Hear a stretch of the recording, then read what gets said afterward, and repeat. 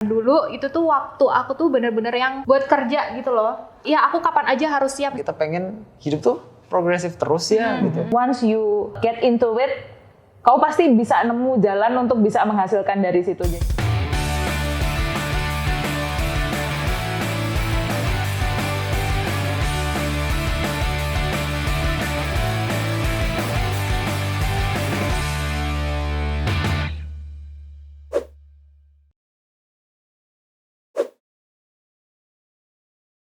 Rangers Talk, katanya sih gitu. Kita ngapain sih? Nggak tahu. Mau ngapain emang di sini? Oke, jadi di acara Rangers Talk hari ini, di siang hari ini, di episode kali ini, kita nih bakalan ngomongin sebenarnya satu tema besar ya, gitu. Tema besar banget ya. Tema besar banget. Kayak substansial banget, parah. Dan itu adalah, jadi kita nih sebenarnya kerja itu tujuannya untuk passion atau memberikan dampak bagi sesama. Ya nggak bagi sesama doang sih, tapi maksudnya memberikan dampak. Gitu. Atau uang. Emang tadi? Passion. Passion sudah membayar dulu loh. Oke, tahu lah. Jadi sebenarnya kita kerja itu buat cari uang doang. Apa cari dampaknya doang. Pasti kayak this is, apa ya, kubu yang sangat ekstrim ya biasanya. Kan gitu kan? Gitu. Mungkin kayak paling enak sih kenalan dulu kali ya. Gitu sebelum sampai nanti kita ngomongin sampai sana gitu. Mau kita mulai dari loh. Kok saling menunjuk? Oh iya. Tidak ada yang menunjuk aku. Berarti yang nggak ditunjuk silakan. Enggak. Kayak penting banget nggak sih sebenarnya kita kenalan juga. Dari yang paling muda Iya, dulu. dari yang paling Oke. awal berjoin.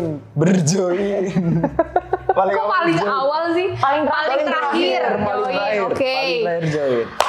Oke, hello hoster people ya panggilannya. Hoster people. Hoster people. Oke. Aku Wanda, jadi di sini sebagai affiliate account specialist di Niaga Hoster. Terus karena tadi juga udah dibilangin paling terakhir masuk ya. Aku masuk ke Niaga Hoster itu baru sekitar November 2019. Jadi mungkin kalau sekarang ya sekitar 1,5 tahun lah. Sebelum pandemi banget berarti tuh. Sebelum pandemi banget, tapi masih sempet ngerasain kerja di kantor. Oh. Ya, 4 bulan lah. 4 bulan, walaupun juga apa namanya kurang lama sih sebenarnya juga kalau 4 bulan tuh kayak baru kenal sama temen-temen Office ya. experience Iya, ya. iya sih. Experience-nya tuh kurang iya, banget iya. kayak gitu. Tapi ya lumayan lah ya paling nggak udah ngerasain ke kantor lah. Oke. Oke, next. Next. Ya. Aku dulu. Oke. Perkenalkan, nama saya Hanifa. Saya local manager untuk SEO tim Hostinger Indonesia. Ada Niaga Hoster, Ada Hostinger Mungkin Indonesia. teman-teman ini sih. Teman-teman taunya Niaga Hoster. Kita nanti di channelnya Niaga Hoster juga kan? Iya. Jadi sebenarnya kamu ngapain di sini? Loh, aku bagian dari PTWMTI. Iya. Siapa PTWMTI? Web Media Teknologi Indonesia. Oke. FBI WMT itu apa ya? Secara kita perusahaan ini di bawah PT WMTI. Jadi di bawah PT WMTI ini ada Niaga Hoster, ada Niaga Web, ada Hostinger Indonesia juga. Di Indonesia. Gitu. Sudah berapa tahun bekerja? Oh iya, sejak 2018 akhir. Jadi sekitar hampir 2 tahun. Hampir 2 tahun ya? Oh, lama juga ya? 2018. Enggak dong, 2 tahun lebih dong. 2 tahun. Oh, udah 2 tahun lebih. Iya. Hampir 3 tahun. Hampir 3 tahun, iya. 2022 tinggal besok ini. Jadi dulu Masih aku lama mulainya- kali. Tinggal sebentar, ini udah bulan Agustus. Iya. Besok ini. Bulan lagi kan? Iya, oke. 4 bulan lagi. Oke, 4 bulan. Oke. 2,5 tahun lebih ya. 2,5 tahun lebih. Terus dulu mulainya sebagai CS. Tidak sampai 3 bulan headhunter mencari siapa ini kira-kira yang bisa masuk ke tim SEO sebagai outreach specialist waktu itu. SEO Hostinger tapi? Terus ada aku yang ditarik ke sana karena aku dulu sebelum masuk ke Hostinger itu sebagai udah berpengalaman sebagai blogger. Jadi udah tahu cara kerjanya kayak gimana, tidak perlu banyak interview atau tes-tes, udah tahu kayak gitu sistem kerjanya tuh bakal kayak gimana, karena aku sendiri juga sudah merasakan. Sebagai blogger. Jadi ya udah, habis itu baru mau review performance nih 3 bulan sebagai CS, ditarik. Alhamdulillah ya. Justru sesuai sama passion gak sih? Iya kan? Iya, lumayan. Kok tidak Ada nyerempet dikit lah kayak gitu. Oke. Matias sendiri. Oh iya. Dari mana ya ceritanya? Oh iya, dari nama ya. Namanya lupa lagi. Iya, nama aku Matias. Saat ini posisiku sebagai UX writer. UX writer itu di bawah tim produk ya, spesifiknya di bawah tim UI UX. Jadi yang aku kerjain itu kebanyakan sehari-hari sih lebih ke copy, UX copy di landing page Niaga Hoster. Baik itu yang bahasa Indonesia, ada juga yang bahasa Inggris, tapi kita belum sempat launching sih. Dan juga UX copy di sistem member area juga. Jadi yang bener-benerin tuh copy-copynya gimana caranya mirip-mirip barista deh. Sama-sama bikin kopi. Kurang ya, sorry. capek gue? Kurang ya. Capek banget baru mulai udah. Aku sudah tidak mau melanjutkan. Boleh dikat sampai sini aja nggak sih? Oke. Ya kalau gabungnya gabung di Niaga Host, kalau gabung sebagai UX writer itu baru setahunan setengah. Kurang lebih setahun setengah. Tapi kalau di Niaga Hosternya sudah dari tahun 2014. Jadi ini 7 tahun lebih menuju tahun ke-8. Oh, oke. Salah satu founding father ya. Enggak founding father juga, tapi salah satu orang yang paling awal direkrut mungkin ya. Oke. Tapi dari awal juga udah jadi, posisi awal apa pas di... Waktu masuk pertama kali itu openingnya sebagai translator. Tapi yang tak kerjain kan juga sebenarnya nggak nge-translate text by text ya. Karena meskipun nanti posisinya namanya translator, aku nih juga nge-transkrip omongan dulu. Jadi waktu itu kita punya tim namanya telesales, telemarketing. Nah mereka bikin cold call setiap hari. Terus karena itu kan mereka di bahasa Indonesia. Sementara pada waktu itu apa ya istilahnya business development manajernya apa ya? Kan dari Lituania kan. Nah, Jadi dia harus nggak bisa ini nih nggak bisa bahasa Indonesia dengan baik gitu. Jadi dari suara itu aku transkrip ke bahasa Indonesia dulu, terus habis itu dari yang versi transkrip bahasa Indonesia ini aku terjemahin ke bahasa Inggris. So, jadi ada 2 step yang berbeda sebetulnya. Meskipun title-nya sama-sama translator gitu. Oke.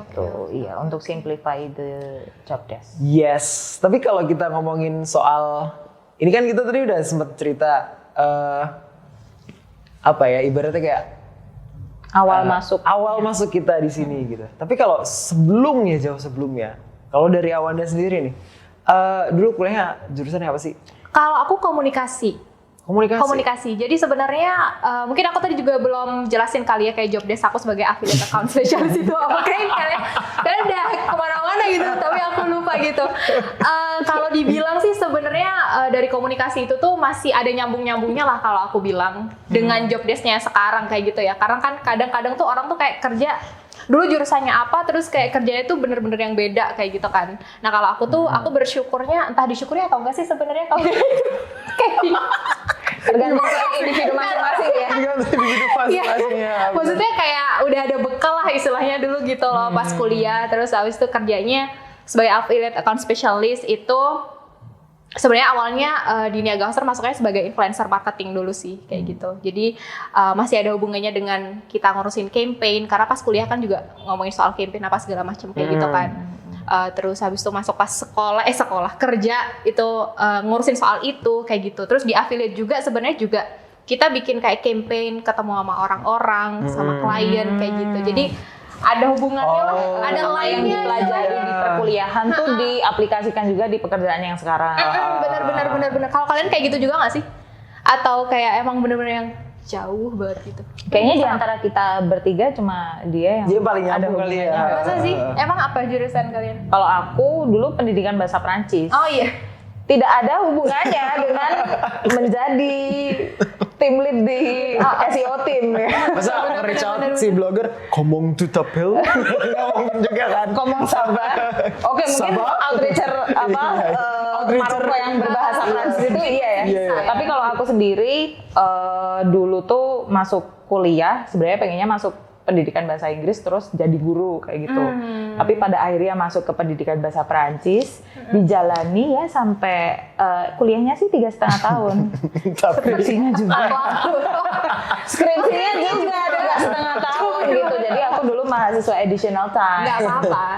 enggak dong additional dong kan 7 tahun masih normal gak sih? Ya additional kan 3,5 tahunnya tahun normal. extend harusnya kan cuma setengah tahun setengah waktu tahun, itu. setengah tahun, iya. Terus habis itu aku mikir kalau misalnya aku jadi guru bahasa Prancis nggak banyak lowongannya, aku mikir ya udah aku banyakin portofolio di content writing, creative writing kayak gitu. Karena kan sekarang banyak kan pekerjaan yang membutuhkan creative writing itu supaya lebih persuasif dalam digital marketing ya, supaya jualannya tuh bisa soft selling kan dengan tulisan kan. Terus itu yang aku perbanyak portofolio dan juga dulu sempat jadi tutor BIPA bahasa Indonesia untuk penutur asing dan sekarang environment kerjanya banyak teman-teman dari berbagai belahan dunia online begitu. Jadi Lainnya dari situ. Dari pengalaman malah jadi kerjanya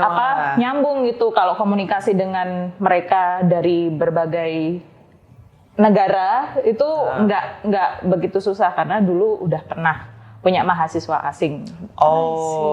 Kayak gitu. Iya. Itu sih palingan yang jadi mempermudah pekerjaan yang sekarang itu pengalaman sebagai blogger sama dulu pernah jadi pengajar bahasa Indonesia untuk penutur asing itu sih. Terus sekarang lingkungan kerjanya internasional dan ya berkutat dengan konten marketing juga kayak gitu. Oke. Menarik ya. Bisa get to know people from other continents gitu. Kalau aku sih karena dulu awalnya sebagai ini ya sebagai translator itu karena aku milih karena sebelumnya kan kuliahnya sebagai di sastra Inggris. Nah, dan Itu ada hubungannya dong berarti. iya pada awalnya, tapi kan hubungannya gimana ya kayak enggak gimana sih kalau anak sastra tuh kan Nggak yang saklek banget. iya Biasanya kan di penerbitan tuh. Oh iya. iya salah satunya misalnya apa jadi jurnalis kah gitu atau misalnya di perbitan sini juga penerbitan konten juga sih sebenarnya. Iya, tapi digital. Iya, digital gitu. Nah, kalau waktu itu awalnya aku pilih sebagai translator karena ini nih sesuai dengan hal yang aku bisa nih. Kan pertama kan gitu ya. Kalau aku sih mikirnya kalau ya yang penting apa sih yang kita bisa dulu gitu. Terus baru habis itu kan mikir soal kita suka nggak sih di sini gitu.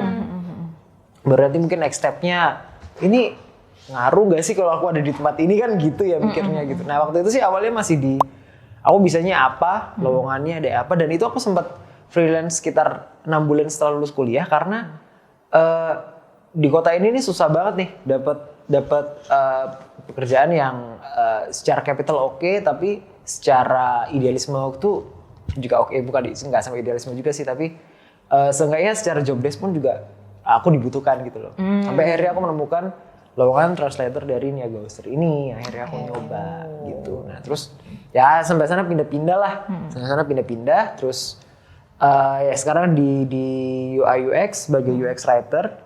Ini pun aku jadi punya kesempatan buat mengeksplor ekspresi dalam bentuk tulisan, tapi itu tuh pendek. Aku jadi inget zaman kuliah dulu suka bikin puisi. Nah itu nyambung banget tuh. Aneh sih kedengerannya, kayak Dari mananya? apanya? Nyambungnya? Puisi, terus habis itu kamu bikin copywriting di landing page? Loh, iya dong. Ini caraku memandang ya.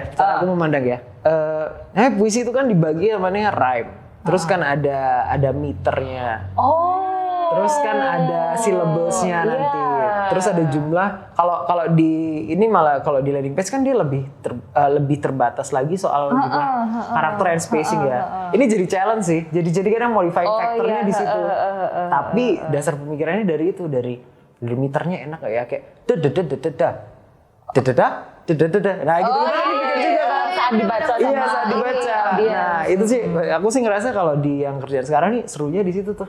Oh. Gitu itu emang bikin garis rambut tambah mundur ya. Terlihat kok dari sini kayak mundur banget. Kayaknya harus pakai hair serum growth Ini kayak dijepit gitu. ini nih, dijepit. Enggak kelihatan ya. Kebanyakan Udah mikir mundur sih. copywriting. Iya. Tapi BTW, kamu kan tadi ngomongin soalnya kayak jadi translator apa segala macam kayak gitu kan. Terus tadi juga sempat ngomongin soal nggak sesuai sama idealis atau mungkin sekarang udah sesuai, aku juga nggak tahu kayak gitu ya. Cuman kalau kamu sendiri tuh kayak ini gak sih, dari dulu awalnya tuh sebenarnya pengen jadi apa kayak gitu nggak? Ada impian tertentu nggak sih?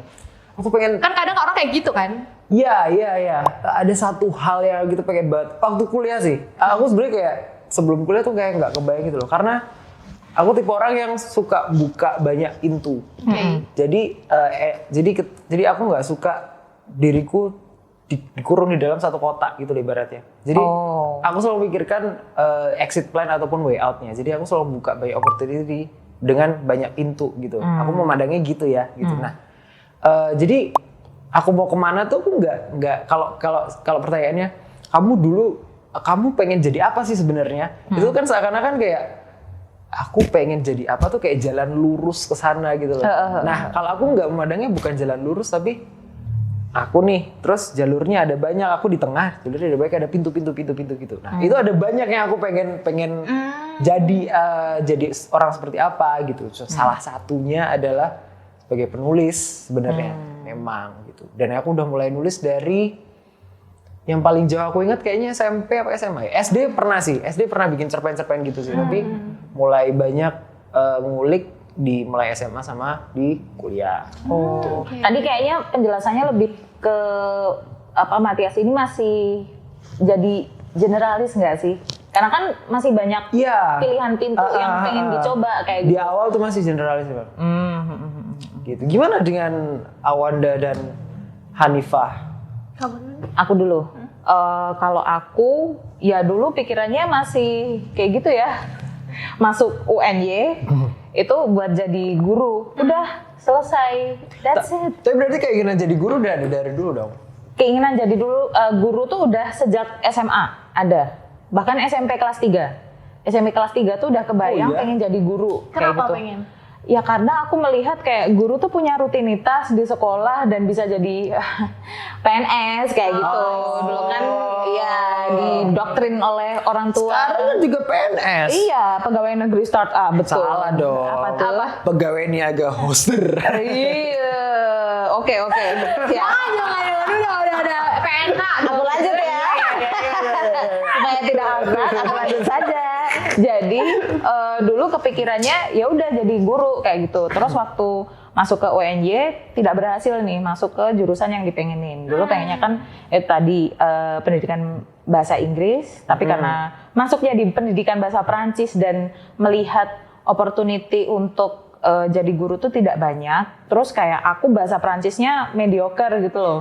Hanya untuk lulus waktu itu. Udah sampai lupa ya sekarang grammarnya itu kan cukup sulit kan. Terus kalau misalnya jadi guide, aku nggak mau sama kayak bapakku. Karena bapakku udah tour guide. Terus habis itu kalau jadi penerjemah, aku nggak pinter linguistik. Kayak ini terus apa? Nah itu tadi creative writing itu yang pada akhirnya aku tekuni sejak kuliah, dibanyakin portofolionya. Terus habis itu waktu itu karena masih stuck skripsi di tahun 2015 itu aku ngerasa apa ya yang bisa aku lakukan supaya aku nggak penat kayak gitu loh. Jadi aku mulai ngeblog terus 2015?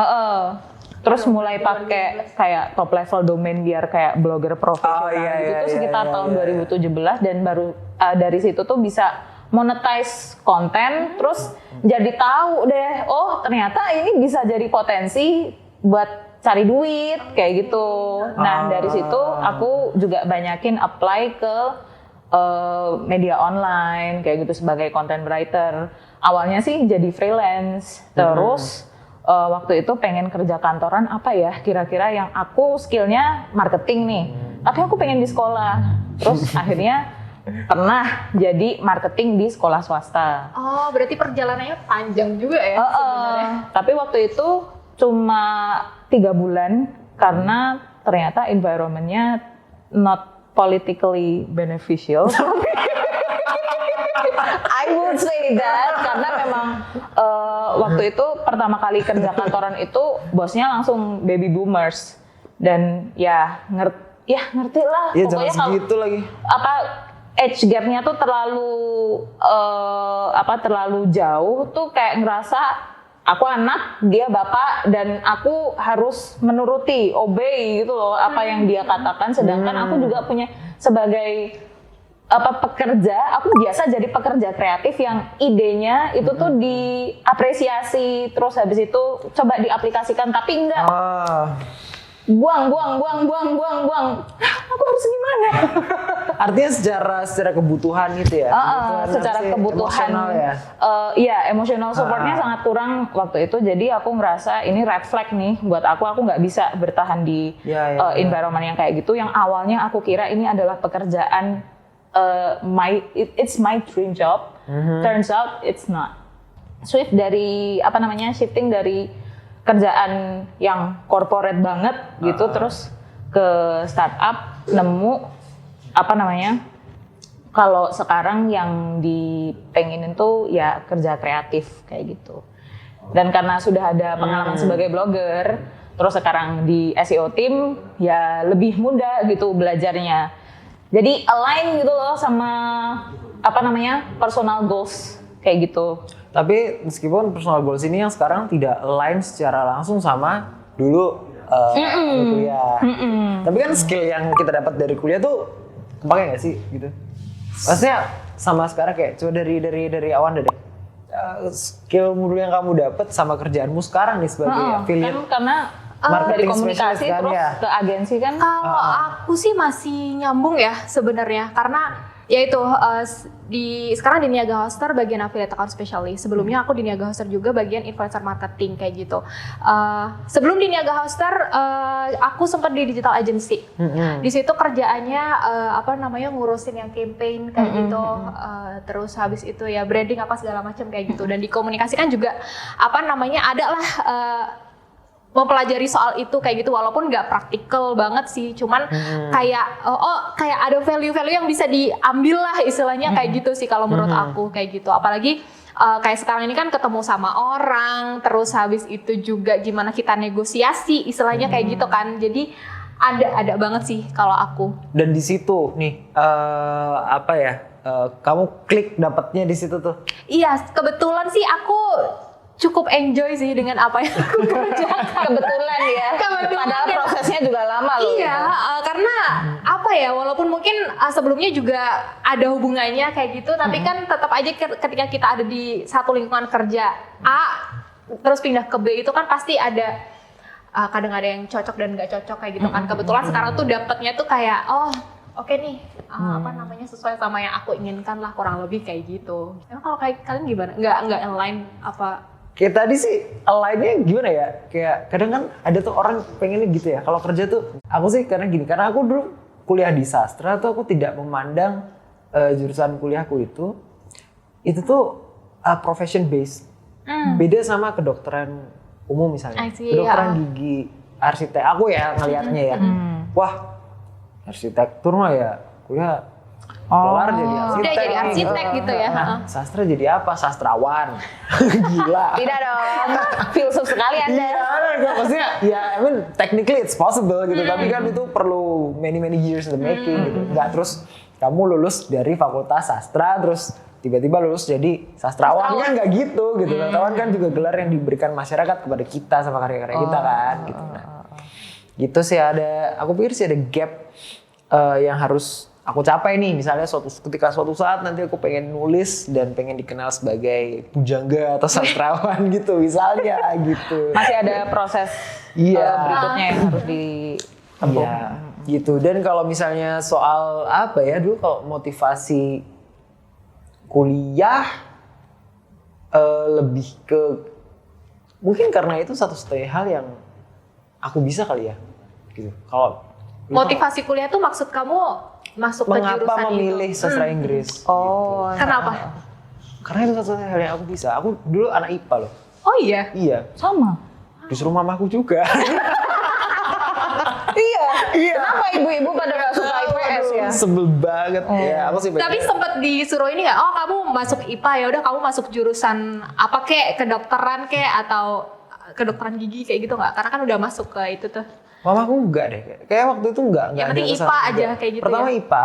Karena aku kayak mungkin tahu ya kalau aku anaknya selengean banget ya. Terus habis itu Agar tidak tambah. Iya gitu. Padahal dari semua mata pelajaran pun juga bobotnya sama-sama gitu. Yang aku nggak suka di IPA juga mata pelajaran yang bego banget ada. Di IPS mata pelajaran yang bego banget ada. Sampai sekarang bego, hitung-hitungan duit tuh. Itu Nah, sebenarnya. itu juga yang bikin aku kalau misal aku lulus dari SMA jurusan IPA ini, aku masuk ke perkuliahan yang jurusan IPA juga tuh aku tidak melihat masa depanku ada di situ. Iya benar. Pada akhirnya ya waktu SMA tuh kayak autopilot gitu loh. Ya udah Datang sekolah, ya there's no meaning of menjalani proses sekolah pada saat itu, proses studinya tuh kayak nggak berarti. Nggak gitu. engage 100% sama penting semua aku lulus materi. aja. Yang penting lulus, ya udah aku dengerin apa yang ibuku mau, aku masuk, aku mencoba autopilot, survive dengan fisika, kimia, matematika, lalala itu. Terus habis itu lulus SMA, ya SNMPTN-nya milihnya IPS karena pengen masuk bahasa kan. Oh, lewat SNMPTN ya? Oh. Jadi emang sebenarnya aku dari awal tuh pengennya bahasa dan ibuku tahu aku tuh bisa masuk ke IPS, tapi karena kayak aduh anaknya ibu itu masuk ke IPS jadi rebel, tidak mau anak. Nah iya. Jadi aku masuk IPA hanya untuk ya menyenangkan hati ibuku dan akhirnya tetap masuknya kuliah jurusan bahasa. Kenapa seorang Hanifa ini memilih pendidikan bahasa Prancis? Sebenarnya aku nggak milih-milih banget pendidikan bahasa Prancis itu terpaksa karena masuknya di situ daripada aku tidak kuliah di negeri, lumayan kan untuk prestis ya. Jadi masuknya di pendidikan bahasa Prancis, di pendidikan bahasa Prancis, tapi aku mencari cara istilahnya apa ya untuk gimana sih biar aku punya pengalaman yang bisa istilahnya membawa aku ke dunia profesional itu dengan lebih mudah kayak gitu. Salah satunya dari ikutan organisasi, terus ada jalan untuk waktu itu dapat kesempatan untuk masuk ke tim racingnya UNY, Garuda UNY Racing Team. Tapi ini balapan sebagai pembalap ya tidak Bapak, saya tidak mungkin jadi pembalap racing team. Karena mobilnya hanya segini, badan saya segini gitu. Jadi enggak bukan ke situ arahnya nih. kaki doang. Bukan ke situ. Jadi waktu itu masuk ke tim sebagai public relation. Karena teman-teman kan dari teknik nih, yang akhirnya aku bisa masuk sebagai anak pendidikan bahasa Prancis, terus masuk di tim yang dominasinya anak pendidikan teknik otomotif waktu itu.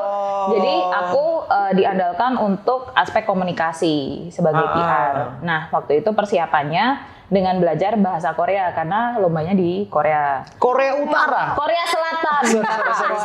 Sorry. Ngegas banget. Iya, mohon saya tidak mau jadi budak Kim Jong Un waktu itu masih bapaknya yang berkuasa ya waktu 2013. Terus habis itu di situ pengalaman sebagai public relation itu sebenarnya yang akhirnya membawa aku setelah lulus kuliah itu pernah bekerja sebagai marketing communication tapi magang.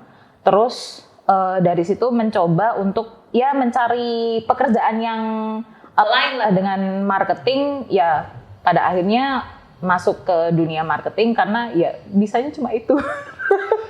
Karena kalau misalnya untuk kerjaan dulu tuh pengen banget jadi guru, tapi guru bahasa Perancis itu lowongannya dikit banget. Bahkan sekolah itu harus kayak apa ya istilahnya didatangi oleh orang-orang dari jurusan pendidikan bahasa Perancis supaya bisa membuka mata pelajaran bahasa Perancis. Jadi nggak banyak di Indonesia tuh.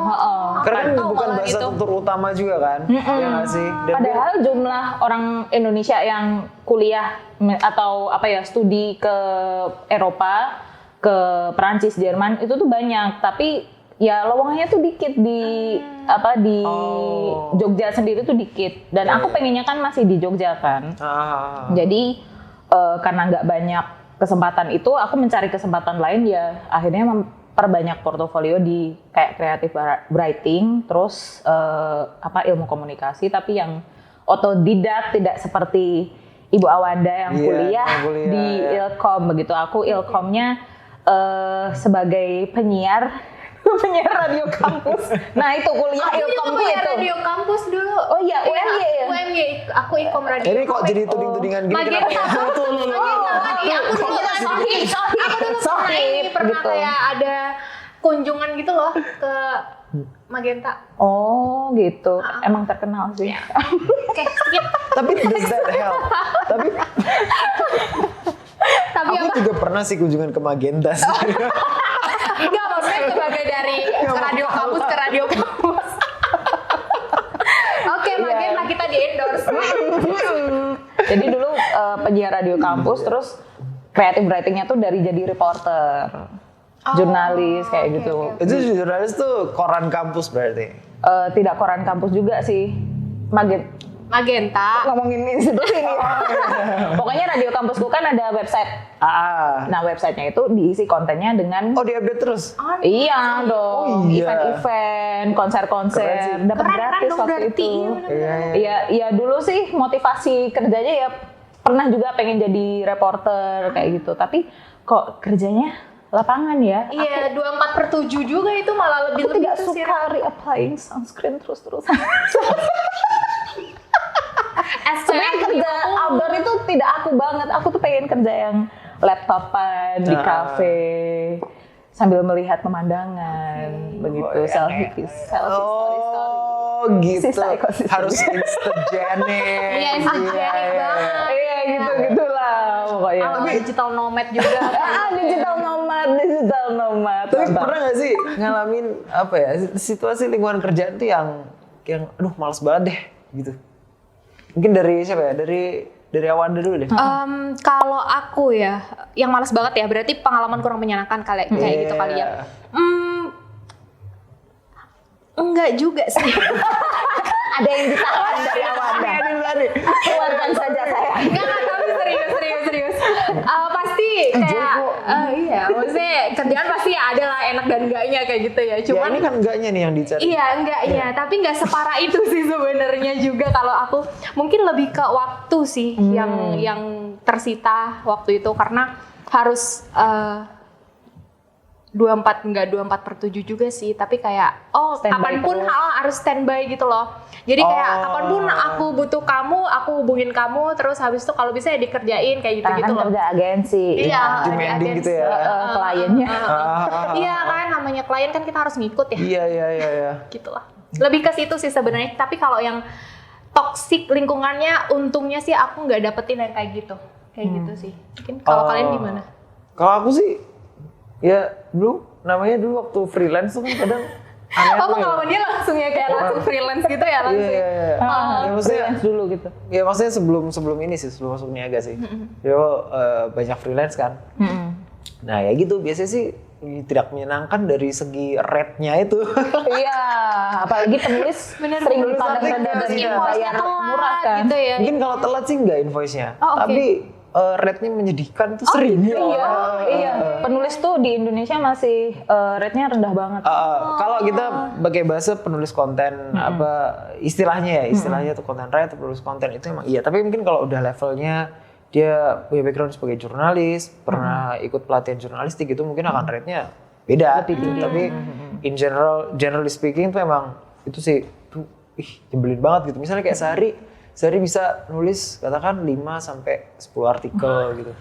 And you barely make living from that. Iya, dan satu artikel tuh waktu itu cuma 1.500 perak. Gila. Iya, Satu artikel 350 kata.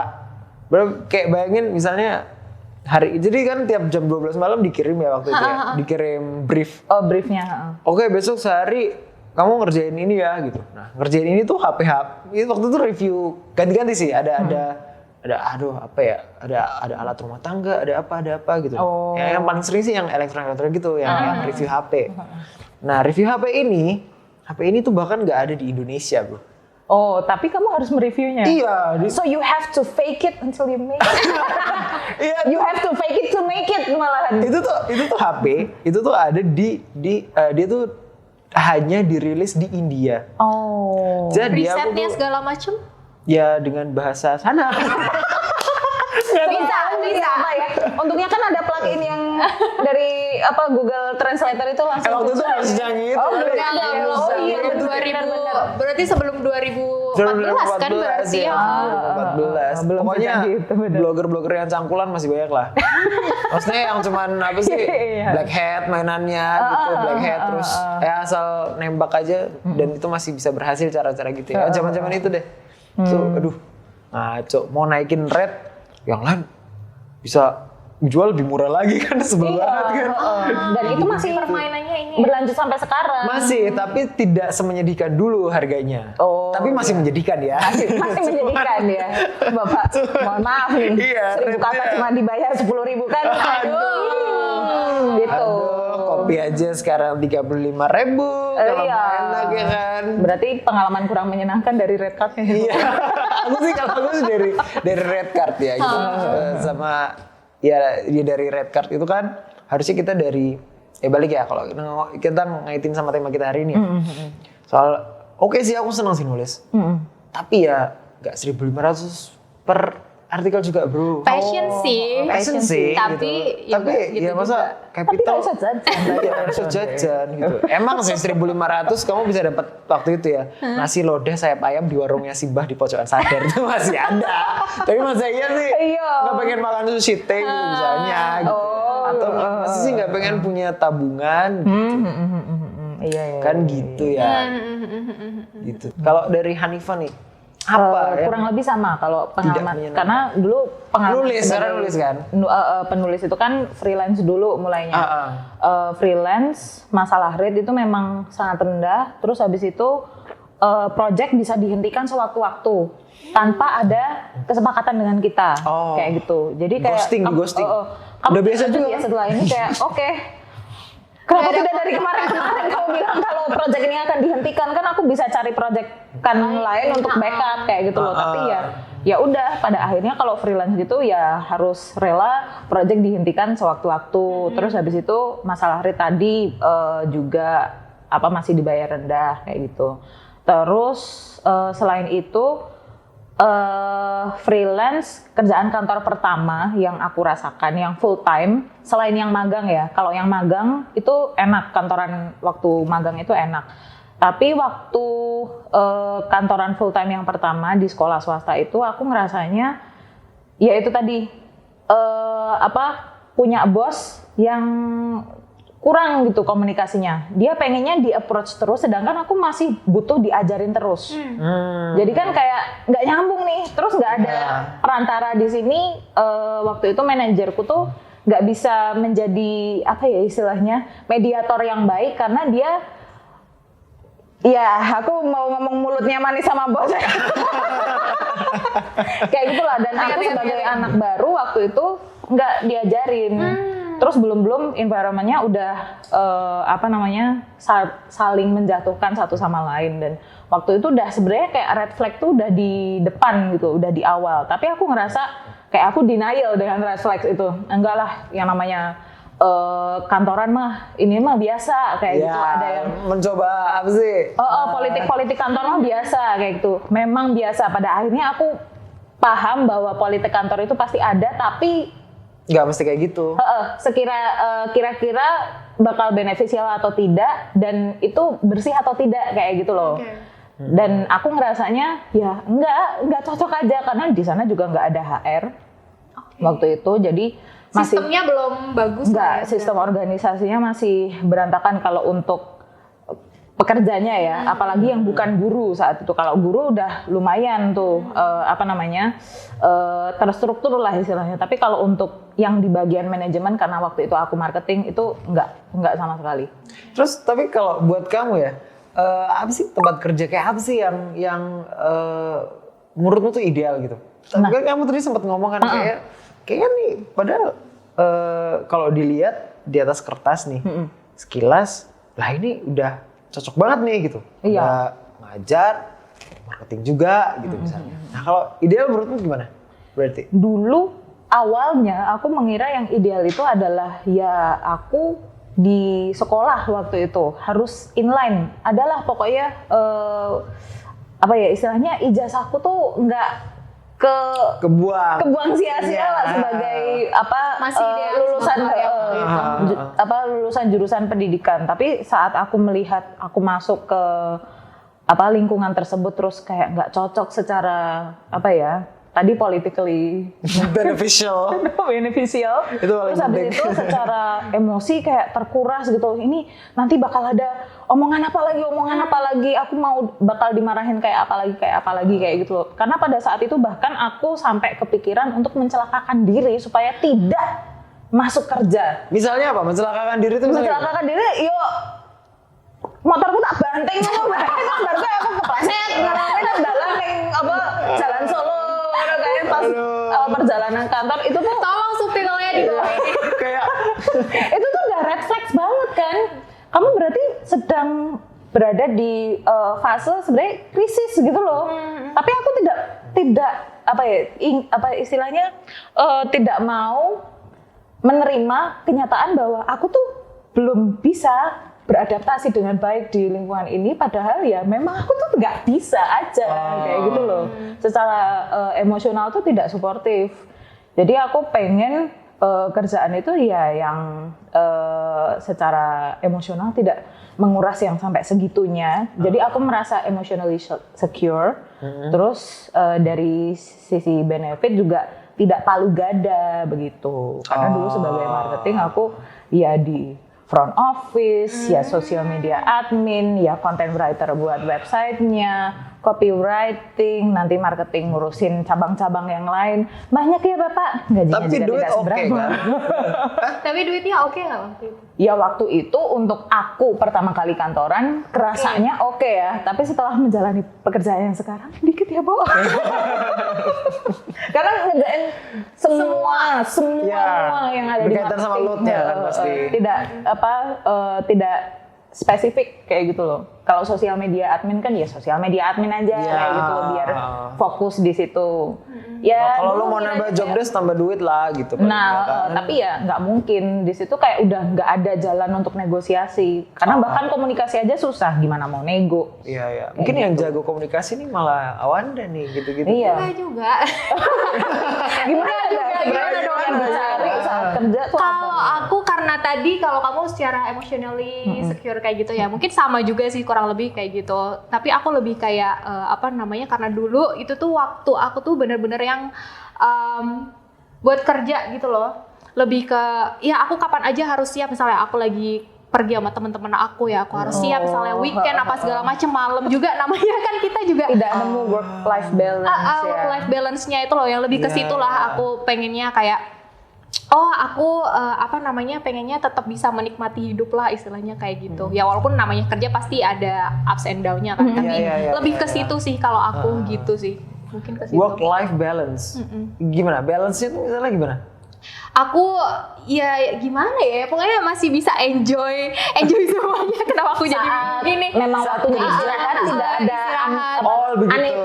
Uninterrupted lah istilahnya. Artinya ini ya life quality-nya tuh nggak berkurang. Nggak berkurang. Ya walaupun hidup pasti ada ups and down ya, tapi kayak paling nggak sebagian besar itu tuh kita bisa nikmatin lah kayak gitu loh, gitu sih. Nah kamu sebagai yang makan asam garam kehidupan lebih banyak dari kita. Mungkin terus kamu juga nggak cuma S1 kan, kamu udah S2 juga kan? Iya. Gila sih kapasitas otakmu seperti yang tinggi juga kemarin. Ya. Enggak itu kalau ini ngomongin soal S2 dulu ya. Oke. Kalau kamu nanya aku yang sekarang, keputusan ngambil S2 sama kerja full time tuh keputusan bodoh. Aku kira karena kapasitas otakmu itu lebih tinggi. Gimana kamu ngebagi waktu apa segala macam kemarin? Ya nggak tahu Slot gimana. kerjanya kan udah Kayaknya autopilot juga dia. Akhirnya survive untuk Iya, nggak autopilot kerja sambil juga. kuliah. Yang apa ya?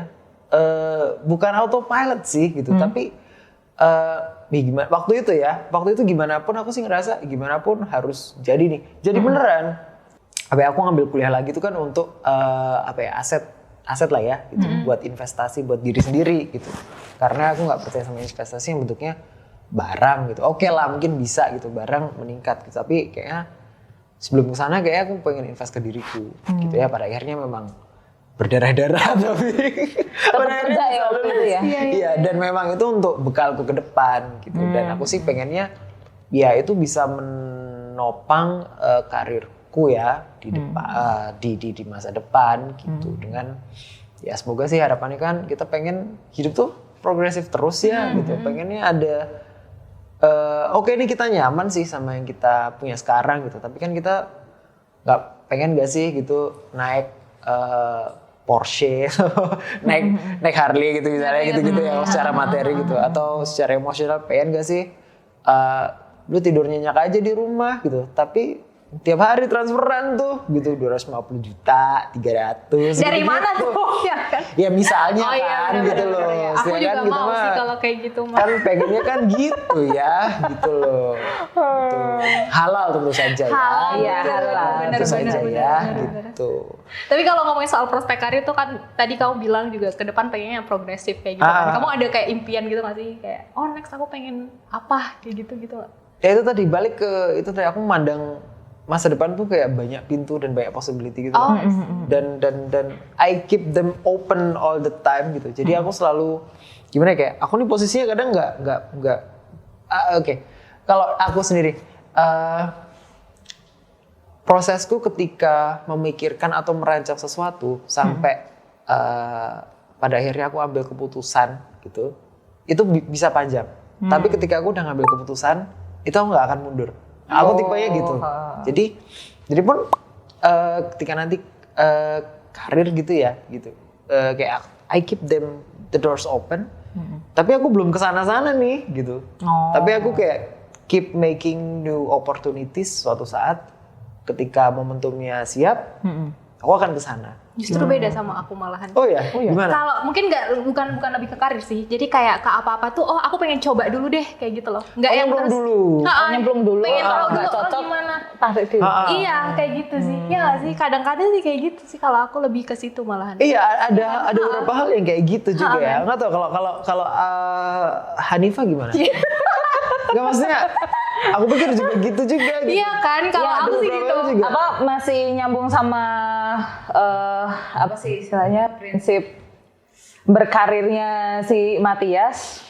Kan tadi kita ngomongin kayak itu tuh kalau kamu keep your option open itu sebenarnya kamu masih jadi generalis di situ. Tapi once you are specialist, ya kamu harus jadi generalis lagi untuk maksudnya istilahnya untuk ketika nyoba hal masuk, baru yang nggak cuma itu aja kayak gitu. Benar. Dan aku ngerasanya aku sudah ada di titik dimana aku pengen specializing in one apa ya istilahnya in one niche industry. In this industry ya itu tadi apa karena aku sudah di SEO team jadi aku pengen jadi SEO spesialis yang all out gitu loh, maksudnya onsite bisa, offsite bisa kayak gitu. Terus setelah dari situ udah spesialis nih, pengen belajar lagi yang lain kayak digital marketing yang lain kayak misal lebih ke sosial media lah atau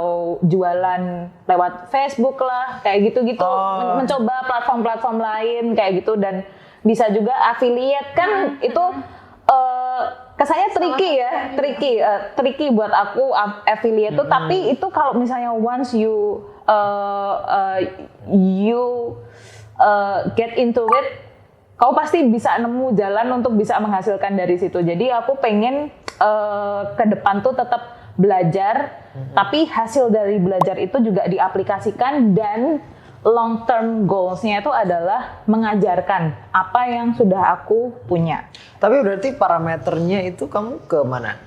Lebih ke apa ya? Kamu melihat, oke nih, kamu emang you keep moving, gitu. Dan kamu terus dari satu checkpoint ke checkpoint yang lain gitu, ke satu achievement ke achievement yang lain gitu.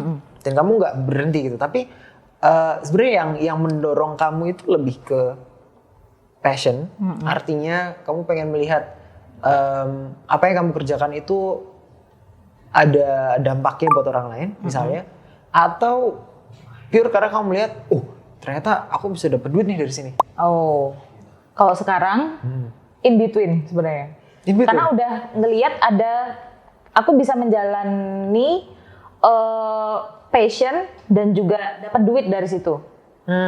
Cuma kadang kalau misalnya kita cari duit dari passion tuh jadi nggak punya passion lagi ya. Nah itu makanya once we use our passion to get the check, ya cari passion lain.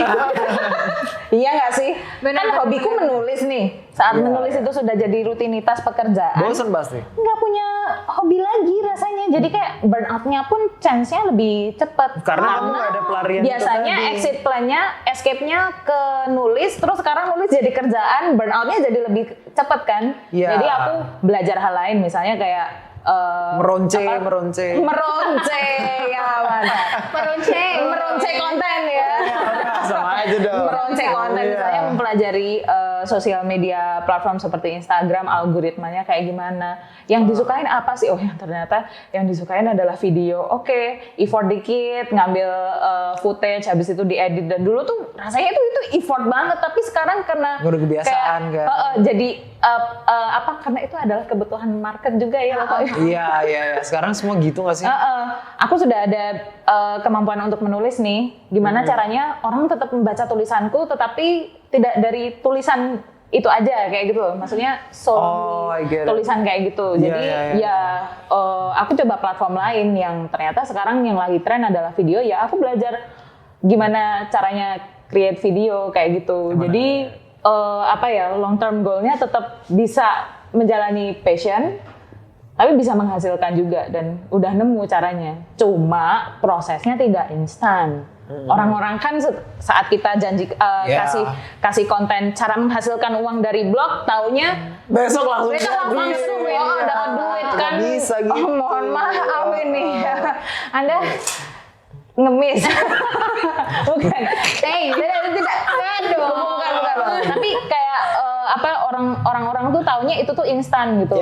Ya, itu nggak instan. Aku sudah tahu prosesnya, aku sudah paham prosesnya, ya bisa dapat duit dari situ. Tinggal kuat-kuatan aja nih. Di istilahnya dibanyakin portofolionya untuk belajar hal-hal lain itu. Lawannya gimana? Apa nih? Kalau kita sambungin sama tema nih, topik obrolan kita hari ini nih. Jadi work-life balance yang kamu maksud itu lebih ke sense bahwa pekerjaanmu tuh bisa memberikan dampak ataupun meaning misalnya bagi dirimu dan bagi orang lain, atau work-life balance yang kamu maksud tuh ya work balance-nya life itu ya sama dengan good capital misalnya. Boleh setengah-setengah juga nggak? Boleh. Di antara kedua itu gitu, karena kalau ngomongin itu sih pasti aku butuh banget tuh kayak work life balance-nya untuk kerjaan kayak gitu. Terus habis itu seiring berjalannya waktu juga aku tadi ngomongin soal lebih ke uang kayak gitu kan. Ya itu pasti juga sih kayak gitu sih. Karena ya aku cari duit, tapi aku juga pengen dapetin yang kayak ada dampaknya gitu loh. Ketika apa yang aku kerjakan itu tuh pengennya tuh bisa memberikan dampak yang positif. Terus habis itu juga nggak cuma positifnya ke orang lain, tapi juga ke aku pribadi kayak gitu. Terus bisa memberikan value-value-nya tuh tambah lagi kayak gitu loh dari apa yang aku kerjain kayak gitu-gitu sih. Oke. Aku mengaitkannya sama you're now affiliate marketing specialist. Iya nggak sih nama sih itu? Iya, influencer marketing maksudnya. Aku affiliate account specialist atau affiliate marketing specialist? Kenapa aku tahu posisi identitas ya itu lah pokoknya intinya. Affiliate marketing specialist. Nah, dampak ini yang gimana? Ya yang kamu bilang berdampak nih, pekerjaanmu berdampak nih. Nah, yang kamu lihat tuh pasti kan kita pasti pengen kan lihat. Aku bayangkan kita ngomongin dampak tuh pasti kan sesuatu yang bisa kita lihat atau rasakan ya. Gitu. Dalam pekerjaanmu nih sebagai seorang affiliate marketing specialist, dampaknya nih kayak gimana? Yang ada beberapa sih sebenarnya. Mungkin kalau dari segi company otomatis bisa memberikan keuntungan ya ke company. Kalau dari segi ke klien, karena aku hubungan sama klien juga, ya gimana klien itu tuh puas sama apa yang kita kerjakan, apa yang misalnya kita ngelayanin apa sih sebenarnya lebih ke affiliate-nya tuh mereka kayak puas kayak gitu loh. Terus mereka bisa mendapatkan keuntungan lah dari apa yang kita kerjakan juga kayak gitu sih. Kalau dari segi aku sendiri ya aku ketemu sama orang banyak nih. Orang banyak nih kan punya karakteristik yang beda-beda kan. Aku tuh jadi bisa belajar gitu loh dari mereka kayak gitu loh. Jadi kayak belajar nih les gitu, les fisika. Tidak dong. beda. Tapi berarti itu dampak untuk ke personal. Jadi kayak tadi ada dari ke company juga berdampak, ke orang lain yang kita kontak itu juga berdampak ketika mereka puas. Terus habis itu ketika akunya sendiri aku juga dapetin impact nih. Aku ketika ngobrol nih sama Matias tuh aku dapat value ini loh kayak gitu. Atau sama Mbak Anifa tuh dapat value ini loh yang bisa mungkin aku ambil positifnya kayak gitu loh. Itu sih kayak gitu. Tapi ya pasti ada money-nya ya di belakang. Namanya juga setengah-setengah ya kan. Kalau nggak kayak gitu kan juga gimana gitu. Jadi paling nggak kita mesti ada titik temu lah ya, gitu. Antara itu ikigai bukan sih? Ya nggak sih yang kita cari irisannya kayak gitu loh antara duit sama passion gitu, cari irisannya di mana. Nah itu ini bercanda nih. Tidak. Oke, ngomongin tentang teori. Ikigai begitu. Benar. Jadi kita cari irisan antara cari duit dan juga menekuni bidang yang kita passionate about. Iya, tapi mungkin karena kita kalau kita nggak punya privilege kita nggak bisa milih nggak sih? Iya. Apalagi kita bisa kuliah pertama ya. Iya. Kita bisa ngakses teknologi. Iya. Kita bisa belajar dari situ. Ya, dapat lingkungan yang bagus juga gitu ya, yang bisa mendukung. Berpengaruh banget ya. Dan artinya gini, aku sih ngelihatnya semakin kita tuh punya privilege kayak gitu ya misalnya. Nah itu semakin kita tuh punya nilai tawar untuk memilih gitu. Kamu mau bekerja tuh sebagai mau bekerja ini fokusnya di passion doang. Artinya urusan capitalnya kamu udah nggak mikir, jadi kamu bisa tinggal passion doang. Kalau kita disuruh milih loh ya, atau kamu nih memang kerja cuma buat uang tapi nggak usah pakai passion, gitu. Karena ada kebutuhan-kebutuhan. Gitu. Kalau Matias gimana? Kan tadi aku sama Mbak Anifa kan udah kayak share gitu ya. Kalau kamu apa sih? Kalau aku sih, karena aku nggak memandang diriku tuh punya privilege mungkin sebanyak orang lain ya, gitu. I mean everyone can have their own privilege of course gitu in general, tapi kalau dibenturkan sama pilihan bahwa aku harus memilih pekerjaan di mana yang menghasilkan atau memberikan dampak, gitu. Aku nggak bisa memilih salah satu secara ekstrim, gitu. Karena aku pikir aku mesti cari di tengah-tengah nih. Karena aku tipe orang yang aku pengen sebagian dari diriku ini, gitu. Juga terwakili dari apa yang aku lakukan secara pekerjaan. Kemudian juga aku mesti ada pertukaran kapital lah ibaratnya, dari apa yang bisa aku berikan, aku mesti dapat ini, dan ini pun mesti cukup gitu buat sehari-hari misalnya, sama buat aku membangun masa depanku nanti, gitu. Jadi mungkin titik tengahnya di situ gitu. Sementara kenapa tadi aku bilang kok mungkin aku nggak punya privilege sebanyak orang lain, karena ada orang-orang yang memang dia bisa memilih tuh salah satu gitu. Misalnya condongnya ke memberikan dampak doang. Oh ternyata dia nih soal kapital ini udah nggak perlu mikir gitu. Nah aku nih masih mikir nih gitu. Maksudnya artinya masih mikir tuh aku merasa bekalku nih masih belum banyak gitu, misalnya dari secara aset, dari apa yang aku punya dan lain-lain gitu. Jadi aku sih lebih ke tengah-tengah gitu. Dan kalau emang cuman milih uang sama apa namanya sama passion ya. Jadi ibaratnya gitu klise gak sih gitu. Kayak aku sih ngerasa bekerja sesuai passion is klise. Mungkin benar ya kayak dibilangin mungkin sama. kalau kamu punya trust fund mungkin iya. Iya. Kamu crazy rich punya trust fund ya tinggal charity work gitu. Iya, atau sugar mommy. Iya. Sugar mommy, oh my gitu, God, betul. Tapi Misalnya. ya benar-benar. Tapi kadang kita tuh kalau menurut aku kita termasuk masih yang beruntung gitu nggak sih? Masih ada di mungkin bisa dibilang di tengah-tengah antara itu gitu loh. Tapi kadang tuh ada yang orang benar-benar yang oke lah kalau sesuai passion dia bisa dibilang beruntung juga gak sih? Tapi ada juga orang tuh yang ya udah duit doang gitu loh tujuannya. Iya kan? Yang benar-benar ya aku kerja tuh buat cari duit karena emang ada yang harus dihidupin lah atau mungkin ada cerita di balik dia yang kita nggak tahu kayak gitu harus ngidupin keluarganya segala macam kayak gitu sih. Benar-benar. Iya kan? Tapi iya tapi gimana ya? Itu situasi yang kayak mungkin bakalan susah banget ya gitu. Aku pernah sih juga di posisi itu gitu. Aku nggak suka nih tapi mau nggak mau gitu ya. Idealisme gitu loh. Pernah juga aku ya itu waktu selesai dari kantoran yang pertama terus kayak ngerasa apakah aku tidak cocok kantoran?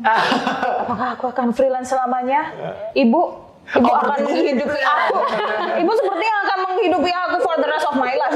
Kalau aku ngerasanya sempat ada di titik itu tapi setelah masuk memang tidak mudah untuk pada akhirnya berada di titik ini, tetapi setelah masuk ini ternyata it's not impossible to achieve the balance.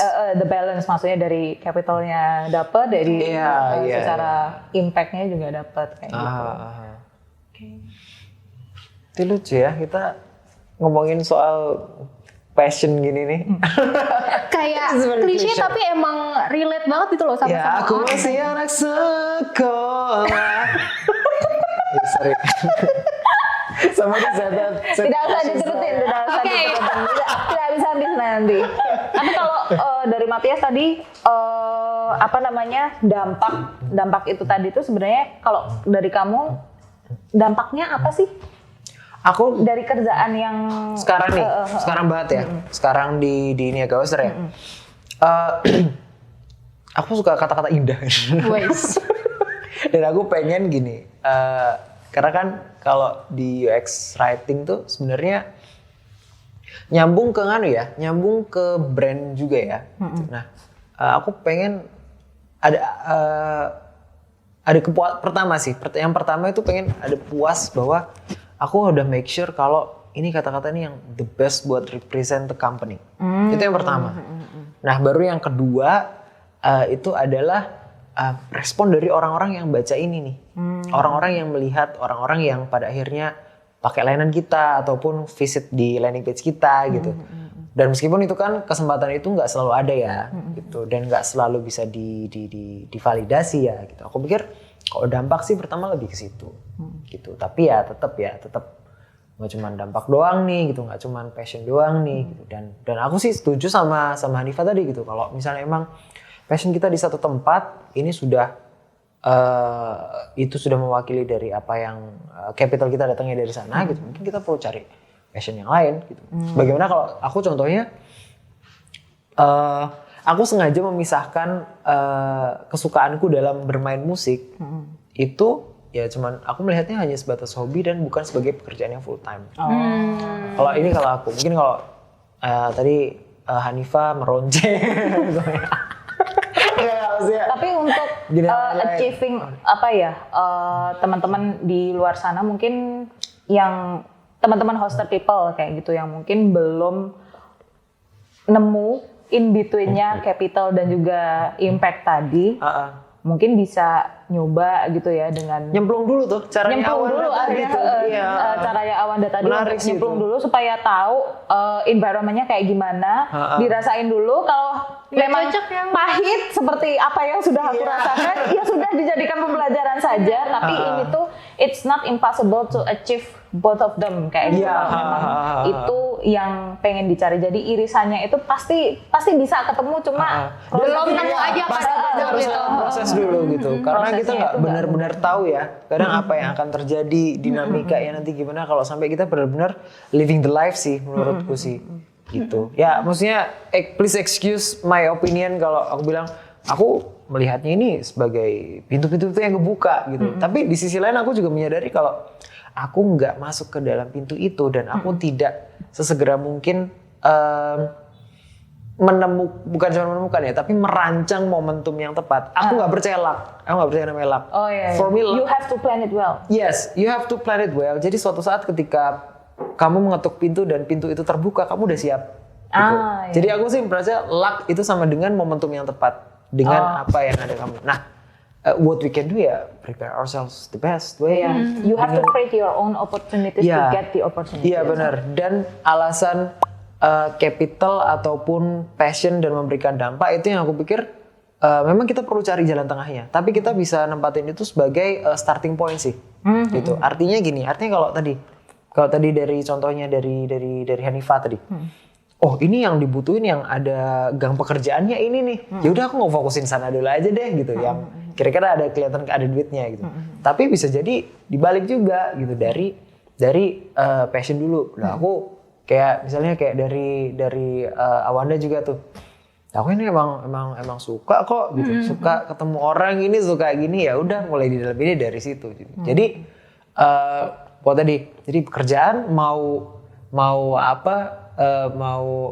passion apa mau duit harus ada jalan tengahnya. Tapi kita bisa milih mau mulai dari mana. Menurut gue sih gitu sih. Kesimpulannya ya, moral of the story kan ada yang mau namanya nggak?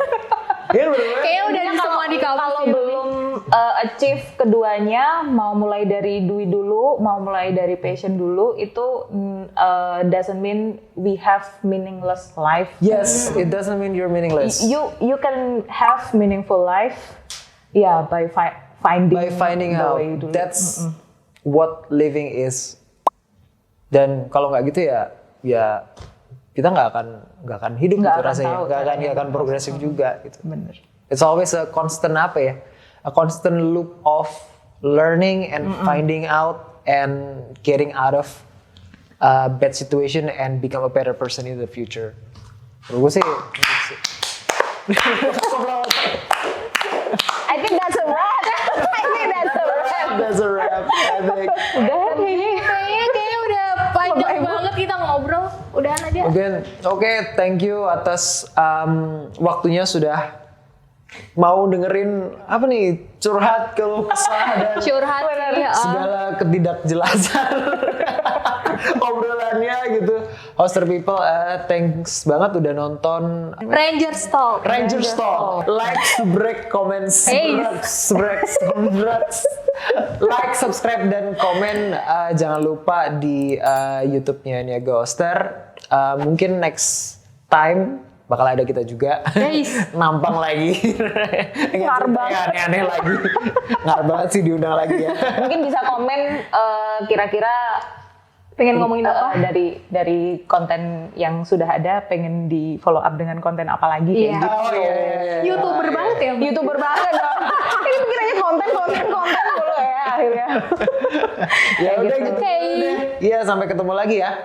Thank you. Dadah. Bye. Dadah.